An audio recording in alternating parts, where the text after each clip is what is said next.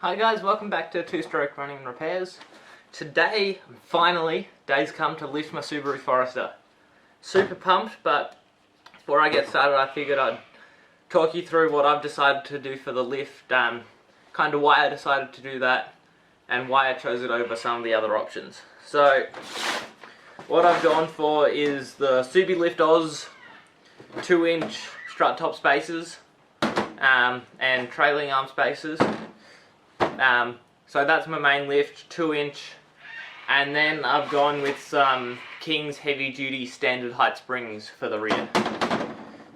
So the reason I chose the Subie Lift Oz kit, one, it's local, it's Matt, the bloke who runs it, he's literally 200 k's from where I live, so supporting local business, especially at the moment, and just the quality and the material used exceeds pretty much anything else on the market. And then I went for the King springs in the rear, just to take some of that Subaru butt sag out. Another option I could have done was go for a 2.5-inch lift for the rear, because that would return it to standard normal height plus 2 inches, so it would still be legal. But I decided not to do that, because I figure just stick with the 2-inch lift, that way there's no question about it, all above board. Especially with the current climate, someone's always wanting to pick you up for something. So that's that. I'm also putting new shocks in all round, and with that, new bump stops, top hats, just the standard stuff you go with shocks. Also, I'm upgrading the rear suspension from the self-leveling shocks, which are these ones here. You can tell they're the self-leveling, or whatever you want to call them, because of this reservoir on the side. One of them started leaking, and I'd say the next one's not too far off. So I've replaced that with just a standard Gabriel Ultra shock. Running Gabriel Ultras all round, so it should be good. So now, why I chose the standard 2-inch strut top spacers and the King springs over some of the other options, I'll just go through those options really quickly. The first one is to go for a raised King spring. That'll give you about a 1-inch lift, but the one thing is, there's no camber or caster offset on that or adjustment, so talking to some suspension specialists, it makes it super hard to get the alignment right even with camber bolts. The other option is, again, the lifted King springs and a 1-inch strut top spacer, which Subie Lift Oz sell. I chose not to do that for the same reasons. You don't have the camber and caster offset, and with that much lift you need the 2-inch trailing spacers anyway, so it was pretty much just as affordable to get the 2-inch all-round kit. Hey guys, I'm just editing this and I thought I'd jump in real quick, let you know that Ignition Offroad's just actually posted some really great information about using this option and why he's chosen not to do it on future cars, and I'll leave a link to that up here, one of these corners. It'll pop up hopefully about now. Yeah, and he just talks about how to actually make the car able to be aligned to wear well on the tyres and stuff. You had to go get a much more expensive top hat with camber and caster built in, and it actually didn't turn out to be a cheaper option, so he's got some really great information there. Check it out. Another thing is, you can't run the King raised springs with the strut top spacers. There's been a lot of posts in the forums about that and the Facebook groups, and Subie Lift Oz say you can't run lifted springs with the spacers because it just screws up your alignment too much, as well as creating interference issues that you really don't want. So that's why I chose this. Nice and safe, you get that 2-inch lift, you account for the Subaru butt sag that they're famous for, and yeah, that's that. The only other thing you have to pick up that you don't get through Subie Lift Oz if you're doing this is a set of either Nolithane or Super Pro camber bolts for the rear. That just helps get the alignment shot, get it all aligned in properly. So these are the Nolithane 44260s, 14mm camber adjustment bolts, and we'll put those in the rear.